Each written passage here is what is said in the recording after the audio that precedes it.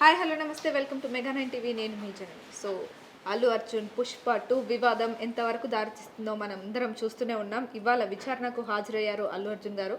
మరి అక్కడ ఆయన అడిగే క్వశ్చన్స్ ఏంటి, సంధ్యా థియేటర్ సీన్ని రీక్రియేట్ చేస్తారా అనే క్వశ్చన్ అందరిలో ఉందన్నమాట. మరి దాని గురించి మనతో పాటు మాట్లాడడానికి ఫాజిల్ గారు ఉన్నారు. హాయ్ అండి. హాయ్ అండి. చూస్తూనే ఉన్నాం, ఒక పుష్ప రిలీజ్ అయినప్పటి నుంచి చూస్తున్నాం. అసలు అంటే ఒక పక్క సక్సెస్ మీట్లు అన్ని వదులుకొని ఆయన ఆల్రెడీ ప్రెస్ మీట్లో చెప్పారు, నేను అవన్నీ వదులుకొని ఇదే మైండ్తో ఉన్నాను, అసలు సెలబ్రేషన్స్ కూడా చేసుకోవట్లేదు అని చెప్తున్నారు. ప్రెస్ మీట్ పెట్టి మాట్లాడారు. సో ఇప్పుడు ఈ టైంలో మళ్ళీ విచారణకు హాజరయ్యారనమాట. సడన్గా ఈ నోటీసులు ఎందుకు జారీ చేశారంటారు?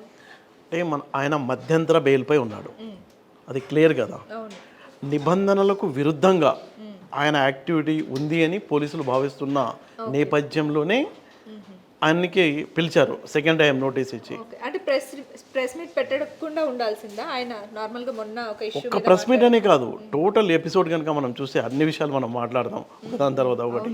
టోటల్గా అసలు నిబంధనలు పాటించలేదు బెయిల్పై. అంటే బెయిల్కు సంబంధించి కొన్ని నిబంధనలు ఉంటాయి. బెయిల్ ఇచ్చేటప్పుడు ఏం చూస్తారంటే విదేశాలకు పారిపోతాడేమో అని చూస్తారు.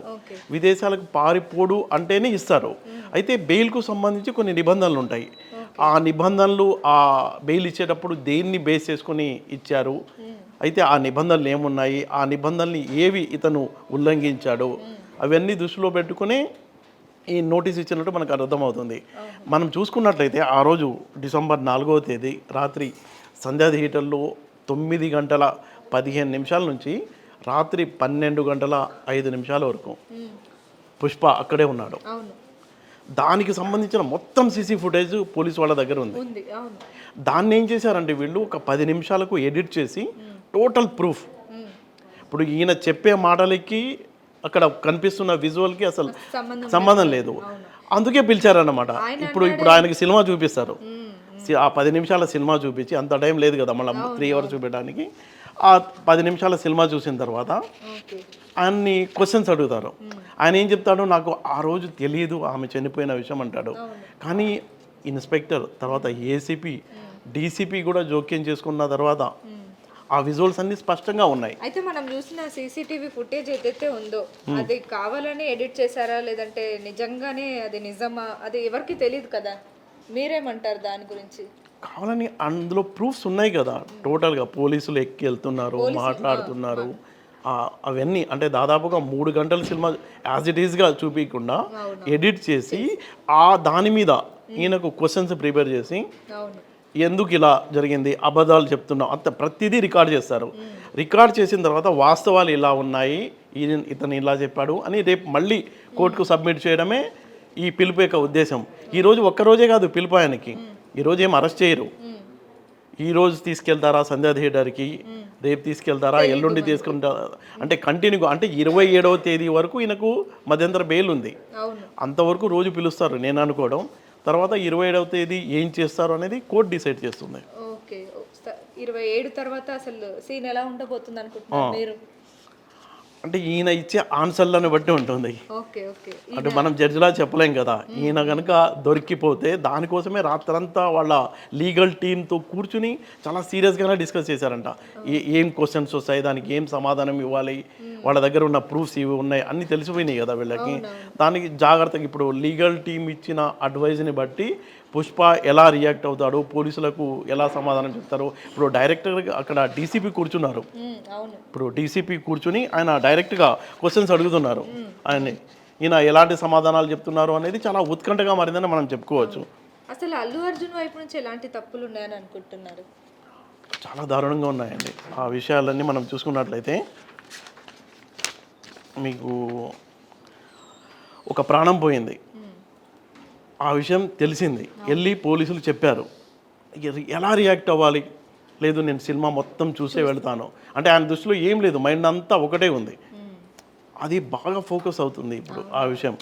ఇంకొక విషయం ఏంటంటే ప్రెస్ మీట్ పెట్టాడు. ఎందుకు పెట్టాడు ప్రెస్ మీటు? ఆ మహిళకు అనుకూలంగా వివరణ ఇవ్వడానికి పెట్టాడు. అక్కడ కూడా ఆయన వేసుకున్న టీషర్ట్ చూస్తే పుష్ప పబ్లిసిటీ కోసం, అది కూడా జనం మాట్లాడుకుంటున్నారు. ఆ అంశాలనే ఇప్పుడు పోలీసులు కూడా అడుగుతున్నారు ఆయన్ని. అది కాకుండా మొన్న అసెంబ్లీలో రేవంత్ రెడ్డి గారు మాట్లాడిన మాటలకి కౌంటర్గా ప్రెస్ మీట్ పెట్టినట్టే అందరికీ అర్థమైంది. అది పొలిటికల్ కౌంటర్. అది కూడా చెప్తాను నేను మీకు. కోర్టులో ఆయన లాయర్ చేసిన వ్యాఖ్యలు అవును, ఏమన్నారు, మొత్తం పోలీసులు కూడా హీరోని చూడటానికి వెళ్ళారు అని. అంటే చాలా చులకనగా పోలీసులు హట్ అయ్యారు ఇక్కడ కూడా. చాలా ఇంత చులకన చేసి మాట్లాడతారా అన్నట్టు. అది కూడా ఆ అంశం కూడా ఇందులో ఈరోజు క్వశ్చన్ చేసే దాంట్లో ఉన్నట్టుంది. అలాగే బెయిల్ వచ్చింది ఆయనకి, మధ్యంతర బెయిల్ వచ్చింది. ఎవరైనా బెయిల్ వస్తే ఏం చేస్తారు, కామ్గా కూల్గా ఉంటారు ఇంట్లో. కానీ ఈయన తన లాన్లో బల ప్రదర్శన, చాలా పెద్ద ఇల్లు కాబట్టి లాన్లో అందరు రావటం, ఇప్పుడు రోడ్ షో ఉంటుంది ఒకటి, బయట ఇంట్లో కూడా షో చేయడం, అంటే ఏం మెసేజ్ ఇస్తాడు అవి అన్నీ కూడా ఇప్పుడు అంటే బెయిల్ పై ఉన్నప్పుడు ఇలాంటివి చేయరాదు. ఈ నిబంధనల్ని క్రాస్ చేశారు అని చెప్పడానికి ఇవన్నీ ప్రూఫ్స్ అడుగుతున్నారు ఇప్పుడు పోలీసులు. ఎలా చేస్తావు, ఇది కాదా అని, అది బల ప్రదర్శన కాదా అని. పోలీసులు వెళ్ళిపోమని చెప్పారు. తొక్కిసలాట జరిగింది, ఇక్కడ చనిపోయింది ఆమె, నువ్వు వెళ్ళిపో అంటే కూడా ఆయన అలా మొండిగా కూర్చోవటాన్ని కూడా, ఇప్పుడు ఎంతమంది నువ్వు బౌన్సర్లను తీసుకొచ్చావు, నువ్వు సినిమా చూడటానికి వస్తే సింగిల్గా రావాలి కదా, 3 కాళ్ళలో వచ్చారు, ఓకే బాగుంది, కామ్గా రండి వెళ్ళిపోండి. కానీ 50 మంది బౌన్సర్లను ఎందుకు తీసుకొచ్చావంటే ఆ రోజు నువ్వు ఊరేగింపుగా అంటే మెట్రో స్టేషన్ దగ్గర నుంచి ఆ చార్మినార్ చౌరస్తా, ఆ ఫుట్ బ్రిడ్జ్ ఉంది, ఐరన్ బ్రిడ్జ్ ఉంది, మొత్తం ట్రాఫిక్ జామ్, దాదాపుగా 1 కోటి వరకు. ఈ ట్రాఫిక్ జామ్ మొత్తం ఈ బౌన్సర్లు గట్టిగా నెట్టేయటం, తలుపులు వేయటం, పదే ఓపెన్ చేయడంతో ఈ వీళ్ళు నెట్టేయడం వల్లే ఇంత దుర్ఘటన జరిగింది అని వాళ్ళు. దానికి సమాధానం ఏంటి, నీ సమాధానం ఏంటి, అసలు నువ్వు వస్తే నువ్వు వచ్చి సినిమా చూడాలి, కానీ ఇంత దారుణంగా బౌన్సర్లను తీసుకొస్తావా అంటూ అంశాన్ని కూడా అడుగుతున్నారు. పోలీసులు ఏం క్వశ్చన్లు అడుగుతారని అనుకుంటున్నారు మీరు? ఇవే నేను ఈ క్వశ్చన్స్ మీకు చెప్తున్నాను కదా, ఇవన్నీ ఇప్పుడు ఆ రోజు జరిగిన సంఘటనలు అన్నీ ప్రతిదీ కూడా పిన్ టు పిన్. అసలు ఆ రోజు జరిగిన, చెప్పాను కదా, 9 గంటల 15 నిమిషాల నుంచి రాత్రి 12 గంటల 5 నిమిషాల వరకు ప్రతి సెకండ్ ఏమేమి జరిగింది అంతా రికార్డ్ అయి ఉంది. దాన్ని బట్టి వాళ్ళు క్వశ్చన్స్ తయారు చేసుకున్నారు. ఆ క్వశ్చన్స్ మీద ఇతను సెకండ్ డే ప్రెస్ మీట్ పెట్టి చెప్పిన క్వశ్చన్స్ అది రికార్డ్ అయి ఉంది. ఈ ఒరిజినల్ ఫుటేజ్ రికార్డ్ ఉంది. ఈయన స్టేట్మెంట్ ఫస్ట్ డే మొన్న మనం చూసాం కదా, 13th రోజు ఆయన్ని విచారణ చేయడానికి అవకాశం దొరకల. అంత హడావుడిగా చేశారు, మాట్లాడారు, తీసుకెళ్లారు గాంధీ, తర్వాత క్రిమినల్ కోర్టుకి తీసుకెళ్లారు. కానీ ఈరోజు అలా కాదు, ఈ నోటీస్ ఇచ్చి మొత్తం ఈ సంధ్యా థియేటర్కి సంబంధించిన సంఘటన మొత్తం పిన్ టు పిన్ మాట్లాడి రిటర్న్లో రికార్డ్ చేస్తున్నారు.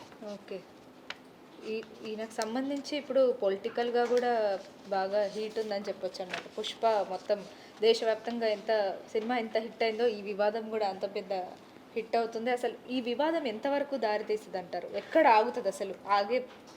అంటే జనరల్గా చెప్తారు చూడండి, ఒక్క ఐడియా జీవితాన్నే మార్చేస్తుందని.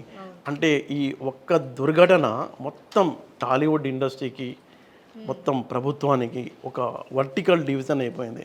మనం చూస్తున్నట్లయితే ఇది స్టార్టింగ్లో ఈ వివాదం ఎలా ఉందంటే పుష్ప వర్సెస్ కాంగ్రెస్ పార్టీ, ఆ తర్వాత పుష్ప వర్సెస్ ప్రభుత్వం, ఆ తర్వాత పుష్ప వర్సెస్ రేవంత్ రెడ్డి, ఆ తర్వాత ఏమైంది పుష్ప వర్సెస్ పోలీసులు, ఆ తర్వాత జేఏసీ వర్సెస్, ఇప్పుడేమో మొత్తం ఇండస్ట్రీ వర్సెస్ ప్రజాప్రభుత్వం. అసలు ఇది ఎవడు దీన్ని డ్రైవ్ చేస్తున్నారు, అసలు ఎందుకు ఇలా చేస్తుంది, అసలు దీనికి తెరపడుతుందా? తెరపడాలి. అల్లు అర్జున్ గారి మామగారు కూడా నిన్న వెళ్ళి అక్కడ గాంధీ భవన్ లో అందరినీ కలిసి రావడం జరిగింది అని చెప్పారు. వాళ్ళు ఏం మాట్లాడుంటారు, ఎలాంటి సపోర్ట్ ఇవ్వనున్నారు వీళ్ళకి? అంటే ఇప్పుడు ఆయన చంద్రశేఖర్ రెడ్డి నిన్న గాంధీ భవన్కి వెళ్ళి ఎలాగైనా తన అల్లుడిని కాపాడుకోవాలన్న తపనతోనే ఆయన వెళ్ళారు. కానీ ఆ టైంలో ప్రెస్ మీట్ అవుతుంది కాబట్టి వీళ్ళెవరు పట్టించుకోకపోతే ఆయన చాలా బాధపడుతూ వెళ్ళిపోయాడు. వెళ్ళిపోవడమే కాదు, తాను పార్టీలో ఉన్న, పార్టీ ఎన్నికల్లో ఆదుకున్న పార్టీని కూడా అయినా తను అసలు లైట్ తీసుకున్నారు అంటూ తనకు సన్నిహితుల వద్ద ఆవేదన చెందాడంట. అయితే ఆయన కూడా పార్టీలో ఉంటారా, కాంగ్రెస్ పార్టీ ఆయన అండగా ఉంటుందా? ఇప్పుడు మనం జరుగుతున్న పరిణామాలు చూస్తే అలాంటిది ఏం కనిపించడం లేదు కదా. ఇప్పుడు మనం చూసుకున్నట్లయితే పుష్పాని అరెస్ట్ చేసింది గవర్నమెంట్, ఏది స్టేట్ గవర్నమెంట్. అంటే మనం చూసాం అసలు ఇలాంటి సీన్ ఎక్కడా అవ్వదు. 11కి అనుకుంటా, 11కి ఇక్కడ ఇంటి దగ్గర నుంచి బయలుదేరి ఆయన చిక్కడపల్లి పిఎస్కి వెళ్ళాడు. ఆయనతో మాట్లాడిన వెంటనే గాంధీ హాస్పిటల్ తీసుకెళ్లారు. గాంధీ నుంచి మళ్ళీ క్రిమినల్ కోర్టుకి తీసుకెళ్లారు. అక్కడేమో వాళ్ళకి రిమాండ్కి పంపించింది. అక్కడ నుంచి చెంచల్గూడ జైలుకు, ఆ కొద్ది సెకండ్లలోనే ఆయన ఎంట్రీ అయిన 5-10 నిమిషాలకే హైకోర్టు నుంచి బెయిల్ రావడం. అంటే ఇక్కడ మనం చూసినట్లయితే రాష్ట్ర ప్రభుత్వం ఏమో లోపలేసింది, కేంద్ర ప్రభుత్వం ఏమో బయటకు తీసింది. అవును. ఇది క్లియర్గా కనిపిస్తుంది కదా. అయితే ఈ నేపథ్యంలో అంటే రాష్ట్ర ప్రభుత్వం ఇంత సీరియస్గా ఉన్న నేపథ్యంలో నిన్న వెళ్ళి వాళ్ళ మామ గాంధీ భవన్లో కలిసినప్పటికీ ఆ తర్వాత నోటీసులు ఇవ్వడంని బట్టి చూస్తే కాంగ్రెస్ పార్టీ ఏ మేరకు అండగా ఉంటుందనేది క్వశ్చన్ మార్కే. అవును, క్వశ్చన్ మార్కే అంటారా? అంటే నార్మల్గా అయితే ఆయన పార్టీలో ఉంటాడా, రాజీనామా చేస్తాడా అనేది కూడా చర్చ జరుగుతుంది. ఆయన యాక్చువల్గా ఏంటంటే బీఆర్ఎస్ పార్టీలో చాలా కీలకమైన లీడర్గా ఉండేవాడు. గతంలో ఆయన ఇబ్రాహీంపట్నం నుంచి ఎన్నికల్లో పోటీ చేసి ఓడిపోయాడు. మళ్ళీ నాగార్జున సాగర్ నుంచి టికెట్ అడిగాడు. అక్కడ నుంచి ఇవ్వకపోతే ఇతను కాంగ్రెస్ పార్టీలోకి వచ్చాడు. Okay okay. కాంగ్రెస్ పార్టీ కూడా ఏం టికెట్ ఇవ్వాలా, ఆ పార్టీ అంటే వీళ్ళకి రాజ్యసభ వీళ్ళు అంటే భారీ ఎత్తున పార్టీ ఫండ్స్ ఇస్తుంటారు. ఎవరు ఎక్కువ ఇస్తే వాళ్ళకి రాజ్యసభ ఇవ్వడం అనేది పొలిటికల్గా అన్ని పార్టీల్లో జరుగుతూ ఉంటుంది. అయితే ఈయన అంతవరకు వెయిట్ చేస్తారా, ఎలాగో తన ఇంటికి కూడా ఉపయోగపడని అంటే క్రిటికల్ సమయంలో అలాంటి పార్టీలో ఉంటారా, రాజీనామా చేస్తారా, లేకపోతే తన అల్లుడిని కాపాడుకుంటారా అనేది టైం డిసైడ్ చేస్తుంది. ఇప్పుడైతే మొత్తం అల్లు అర్జున్కి ఎక్కువ నెగిటివిటీ నడుస్తుందని చెప్పొచ్చు. ఏదైతే సంధ్యా థియేటర్లో ఆ ఘటన జరిగినప్పుడు అక్కడికి అంతమంది ఫ్యాన్స్ వచ్చారు. ఇలాంటి ఒక సిచ్యువేషన్ జరుగుతున్నప్పుడు ఇప్పుడు ఒక్కరు కూడా అంటే ఎక్కువ మటుకైతే నెగిటివ్గానే మాట్లాడుతున్నారు అనమాట ఫ్యాన్స్ కూడా. మంచి పని చెప్పారండి. మనం చూస్తే గతంలో సినిమా హీరోలకు ఒక క్రేజ్ ఉంటుంది, ఫ్యాన్స్ ఉండేది, రోడ్ల మీదకి వచ్చేవాళ్ళు. అందుకే పొలిటికల్ లీడర్లు ఇంపార్టెన్స్ ఇచ్చేవాళ్ళు, రాజకీయాల్లో పనికి వస్తారు, ఓట్లు పడతాయని. మనం చూసాం అక్కినేని నాగార్జున, ఆయన అంత కన్వెన్షన్ కూల్ చేస్తే ఆయన తరఫున ఒక్క ఫ్యాన్స్ రోడ్డు మీదకి రాలా అంటే అది జీరో. ఇప్పుడు మోహన్ బాబు ఇంట్లో బాగా రచ్చ జరుగుతుంది, దానికి ఆ ఫ్యామిలీకి సపోర్ట్గా ఫ్యాన్స్ రాలేదు, అది జీరో. ఇప్పుడు బన్నీ రచ్చ జరుగుతుంది, బన్నీకి అండగా అంటూ మొత్తం శత్రువులు, అందరికీ శత్రువుగా మారుతున్నాడే కానీ పుష్ప ఆయన తరఫున ఫ్యాన్స్ వచ్చి ఏదో నిలబడి ఆయన కోసం చేసే, అందుకే ప్రభుత్వం కూడా అంత సీన్ లేదు వీళ్ళకు అన్నట్టు ప్రభుత్వం ఏం చెప్తుంది, మాకు సామాన్యుల ప్రాణం ఇష్టం, మీరు సినిమా హీరోలు అయితే మీరు ఏమన్నా తోపులా పైనుంచి దిగారా అంటూ సీఎంఏ అసెంబ్లీలో ఓపెన్గా మాట్లాడారు. ఈ నేపథ్యంలో చట్టం అయితే అందరికీ ఒకేలా ఉంటుంది, ఒకేలా చట్టం తన పని తాను చేసుకుపోతుందని సీఎం అంటున్నారు. చూద్దాం అసలు మరి ఈ వివాదం ఎక్కడి వరకు వెళ్ళి ఆగిపోద్దో మనమైతే వెయిట్ చేసి చూద్దాం ఫజల్ గారు. ఓకేనండి, ఇది ఆ వైల్డ్ ఫైర్ లాగా దావానంలో పొతురే ఉంది, తెర ఎప్పుడు పడుతుందో చూడాలి. చూద్దాం. చూసారు కదా మరి ఈ వివాదం ఎక్కడి వరకు దారి తీస్తుందో మనమైతే వెయిట్ చేసి చూద్దాం. ప్రస్తుతానికైతే అల్లు అర్జున్ని విచారణ జరుపుతున్నారు. మరి ఆ విచారణ జరిగిన తర్వాత అసలు ఏం విషయాలు బయటకు వస్తాయి, అసలు ఏం జరగబోతుంది అనేది అయితే మనం వెయిట్ చేసి చూద్దాం.